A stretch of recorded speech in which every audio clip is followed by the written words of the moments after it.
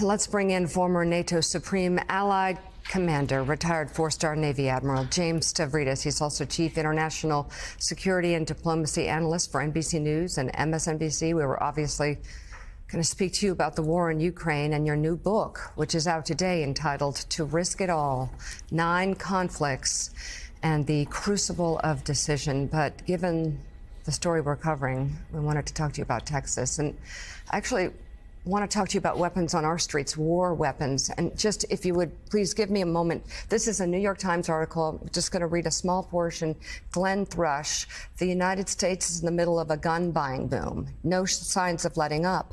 Annual manufactured guns nearly tripled since 2000, a huge spike. This is released by the Bureau of Alcohol, Tobacco, and Firearms and Explosives. This was released 3 days after Buffalo.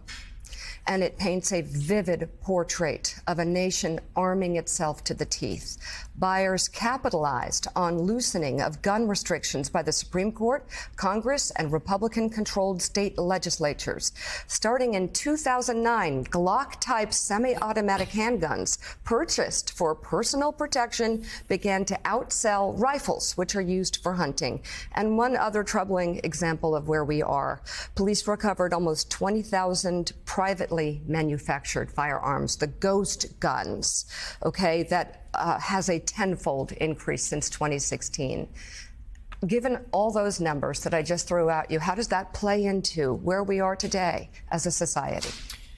I saw, just coming in here, a graph in the New York Times that looked at all of the largest economies in the world and graphed against it gun ownership. Mm-hmm. And the United States, boy, are we unique, exceptional. Yeah. And what can be worse than that?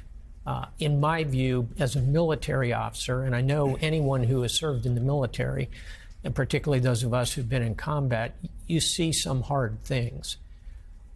What I just watched, our reporting from Texas, breaks my heart. And I think that it's time, and certainly we all make these points again and again and again, but it is time to find a way out of this dark thicket into which we have wandered when we are putting weapons in the hands of 18-year-old boys. Weapons of war. And secondly, Mika, the defensive side of this, the fact that he was able to put on body armor and outgun a police force, has to be resolved as well.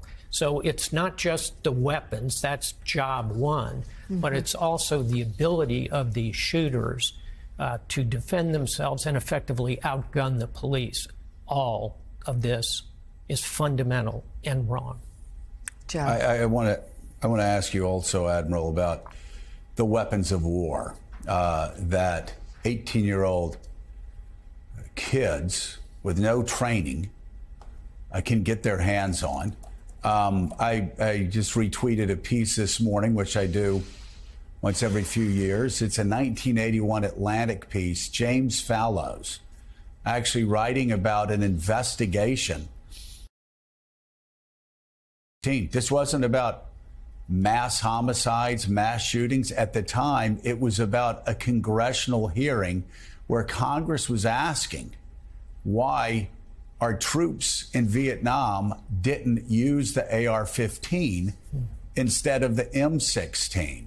And Fallows wrote that the weapon designers realized that by studying wound ballistics, that a small, fast-traveling bullet coming out of the AR-15 did greater damage than a large round fired out of the M16 when fired into human flesh.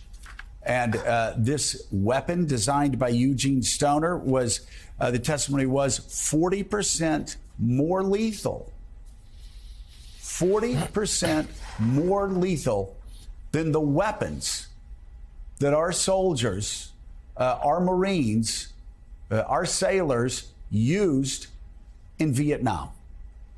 It's grotesque. I'm just wondering, as a man who's dedicated your life in the military to defending the United States of America, what is your thought about 18-year-old, troubled 18-year-olds being able to walk in and buy a weapon that is 40% more lethal, according to the weapons designer and the ballistic studies, than the weapons our troops used in Vietnam.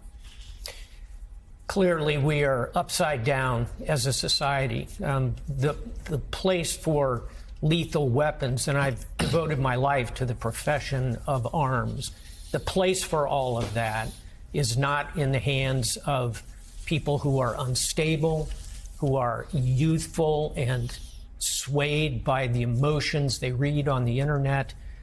There is so much that has to be done in all of this. I want to finish with another thought, if I can, from another shooting. And that was these all flipped by us again and again. You'll recall in Laguna Woods, California, just about 10 days ago, a shooter went into a church, and yet he chained the doors shut, and a doctor, I want to say his name, Dr. John Chang, unarmed, charged the gunman, tackled him. The pastor of that congregation, Dr. Johnny Chang, then leapt and subdued the gunman with a chair. We've got this all wrong. All wrong. That's someone who gave his life, Dr. Chang. Again, all wrong. We've got to get out of this dark thicket.